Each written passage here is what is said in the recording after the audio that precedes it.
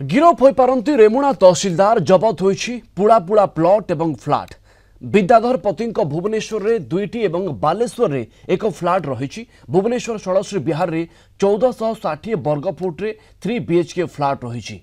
से भली रुद्रपुर में 1422 वर्गफुट 3 BHK एग्जीक्यूटिव फ्लाट थिबा जणा जाइछि। बालेश्वर कुरुड़ा रे तांकर 1554 वर्गफुट रे एक 3 BHK फ्लाट थिबा विजिलेंस रेट रु जना पड़ी। से भली रेमुणा तहसीलदार विद्याधर पति भुवनेश्वर एवं बालेश्वर दुईटी प्लॉट रही।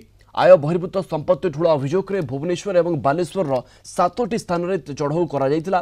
तहसीलदार विद्याधर पति रेमुणा कार्यालय एवं बालेश्वर भड़ाघर समेत भुवनेश्वर षड़श्री विहार रुद्रपुर फ्लाट बालेश्वर कुरुड़ा एवं सोरस्थित घरे भी चढ़ाऊ करा जायतिला। विभूति साहू आम जोनाल हेड जोड़ी होती आम सहित ए संपर्क में अधिक सूचना देवाई। विभूति एक बड़ खबर कहुपे गिरफ हो पारती रेमुणा तहसीलदार। देखो रेमुणा तहसीलदार आज गिरफ होबार अनेक संभावना रही प्रवीण एवं जो भाव में आय बहिर्भूत संपत्ति पाखु मिली ही गिरफ्तारी विजिलेंस को सफिशिएंट बालेश्वर रेमुणार तहसीलदार पाखे जहाँ रही 3टी हाई वैल्यू फ्लाट रही जो 3 BHK गोटे फ्लाट रही जोटा कि 2टी से भुवनेश्वर में गोटे बालेश्वर रही 2टी प्लॉट रही सुना विपुल परिमाण पाखु जबत होती सहित आहरी अनेक जिनस एबे भी खोलताड़ जारी रखी। भुवनेश्वर बालेश्वर 2टी जहाँ रही प्लॉट जना पड़ी गोटे हुंडाई i20 4 व्हीलर 2टी 2 व्हीलर एवं बैंक जमा इंश्योरेंस जमा कौन रही तन्न तन्न कर वर्तमान जांच करा जाउची।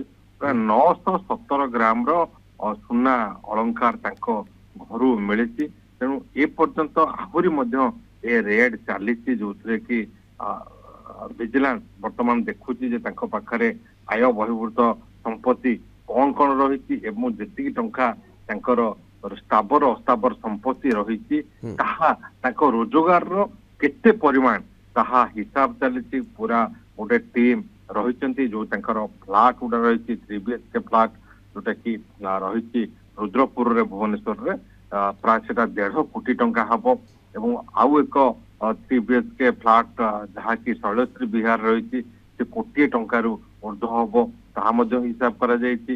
एवं बालेश्वर रे जो 3 BHK फ्लाट रही बहुमूल्य फ्लाट जहाँ हिसाब करछि विजिलेंस।